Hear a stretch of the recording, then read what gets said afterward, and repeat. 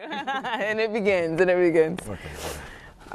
you could just introduce yourself, who you are. I am Anthony Greene, and I wrote the 4 shorts for A World at Work.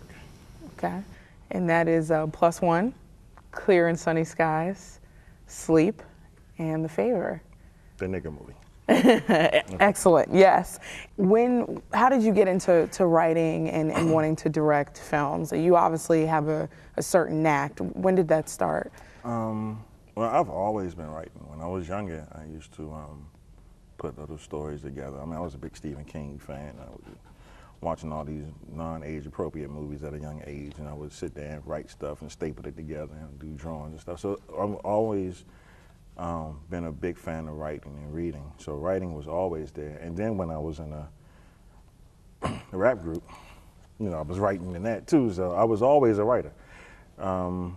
When I got older, my strong love for cinema pushed me in the direction of actually wanting to do something about it. You're working a 9 to 5, or I was working a government job where times was all over the place. I can't even say 9 to 5 because they got weekends off. They were lucky.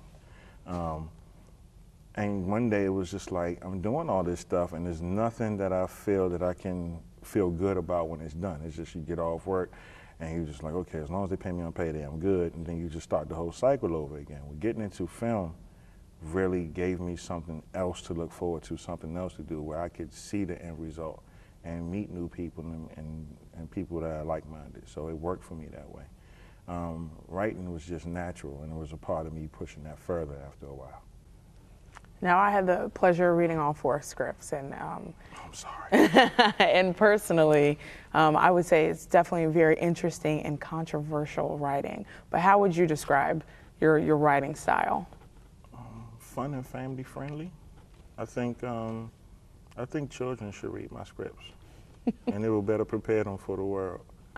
Honestly, it's like we don't really talk about the things that we should talk about. We kind of keep ourselves in this paradigm where we're just stuck doing the same things over and over again for generations and generations. And I have this thing within me that, okay, maybe somebody should be brave enough to say, okay, black people, every time you hear the word nigga, I mean, we gotta go on TV and start crying about it, or maybe instead of incorporating all this stupid, freaky stuff that you have all this insecurity about, just like, I love you.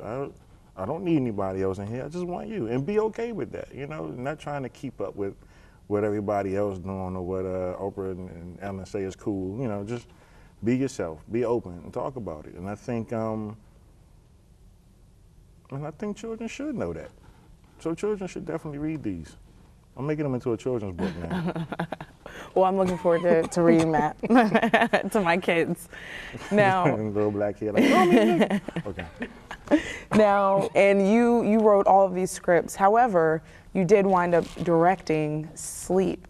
How did that happen? Actually, Sleep was the first one that I ever written, and a lot of people were saying, this one seemed, like you should direct it because it is more experimental and more visual, and the interpretation would be harder for other people to pick up. So I ended up sticking with it on that end. And at what point did you, clearly these 4 scripts are, you can call them taboo, you can call them controversial. You mentioned that, you weren't seeing things that we should talk about. At what point did you have an interest for writing more controversial scripts? But that's the thing for me is I don't see them as controversial. I just, these things are the things that happen. These are the things that people talk about. And these things are universal and multicultural. And these are the things that I think about. I'm just, during the course of your day, you just have a random thought. Sometimes it comes off as a joke. Like The Favor, at first, to me, was a joke. I just thought it was funny. Just like if I was in the room and I saw that happen, I would laugh at it because I laugh at racial jokes a lot. It was just, okay, so, and the inspirations come in different ways. Clear and Sunny Skies was really inspired by the place that we shot it at, and the people that I knew and met, and wanted to meet. It's just all connected in there. So they come from different places, and I don't see them as controversial. I just see them as humanistic. And that's really where I write from. No matter what I write, whether it's horror or comedy, drama, it's from a humanistic standpoint. And sometimes that's what makes it seem so different and so quote unquote controversial. Now, I had the privilege of interviewing your diverse and talented cast. What do you look for when you pick these people to play certain characters? Talent. Next question. No. That makes sense. That makes sense. But you know what? I look for people who can get along. I look for people who are naturally talented. I like people. I like to mix it up. I like to have a room full of people who never probably would have been in a room with each other until these projects, and that kind of makes the projects grow. It brings them into a fuller life. It brings more camaraderie and unification to what we do. I think that when I first started, that camaraderie and that unification was what was sorely missing in the independent film industry in this area, and I wanted to see that more. I would see a room full of Koreans or a room full of white folks or a bunch of black people, a bunch of old people, but the thing is that if we mix it up, we can still make great stuff, and it's from a humanistic standpoint, and these pieces really can go across all ages, all colors, and still be good and still be resonant, and then everybody can show them to everybody. I don't want to make a movie that's just for the Black Film Festival, because I might not even want to see the movies in the Black Film Festival, right. But that's another interview. But I would like to see something, I like to make things that we can put in everybody's film festival and that we can all be proud of, and we can see the unification in it. I don't want it to just be one genre. And what do you hope viewers get after seeing these short films? I hope that they get to see how good of a cinematographer Chris Chang is, or how good of an editor Becky Vonnie is, how good of an actress Tamika Chavez is, how good of a director Demetrius Parker is. I want them to take away the talent that's put into this. See, I'm a producer, so my talent is just like, y'all get in the room and do this. and look, you know what I'm saying? Like, isn't this shit good? And that's what I want. I want people to see these things. I want people to see how cool Stephen Lim is. Because Steve, I just saw Steven. He just walked up like, dude, that's the face, And he's just like, okay.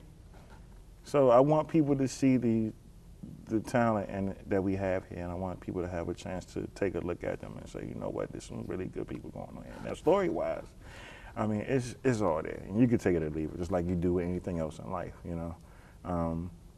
People say it's good. I'm like, thank you, But it's just trying to build. Trying to create opportunities so that people's artistic talent and merit can come out. And that's what I want the audience to take away. You don't have to move to Hollywood. Stay here. The reason I say why DC and not LA is because LA is oversaturated.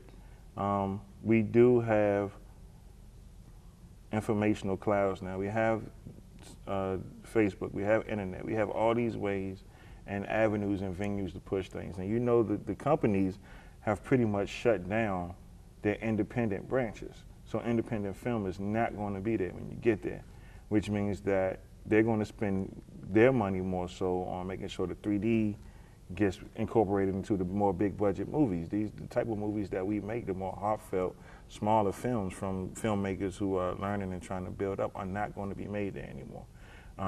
Other places like Texas is thriving and growing strong, and DC has the talent here. We have the potential, but we don't have the unification yet. And the worst thing that could happen is that you move all the way over there and get mixed in with everybody else who's not getting anything done, and we get it together here and build it up, and then you got to come back and work from the ground up. Like right now is the perfect time to make this happen here. It's ready, it's affordable, it can be done, we got talented people, we get the minds right, everybody get in the right place. Like, I don't want to write, produce, direct, edit, but I want to write and bring in a great director, a great producer, a great editor, and just mix that up. And that way we can build something here. You want to go to something already made and then have to deal with how it's made and can't say anything about it, or you can be a part of building up something new and owning that shit. Yeah. So that's how I see it. You can move if you want to move. I ain't going nowhere right now. Period.